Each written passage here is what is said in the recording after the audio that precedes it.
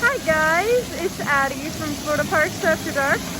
Here we are at the Splash Park at Disney's Port Orleans French Quarter. Yes, that spinning bucket up there just jumped. If I was younger, I would have played here all day. Just look at it from the giant spinning bucket. There's sprayers all around, a giant slide in the middle. This is literally a little kid's dream here. As you can tell, no one's on it because it's nighttime. It's got to be close to 9 o'clock right now. So it's taking the sights and sound of this really cool water park. Ah, those things swing over there. The more you know. This is freaking incredible.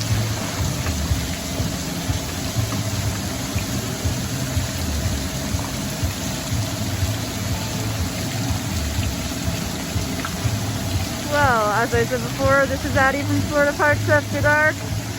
Enjoy the water park and have a great rest of your night.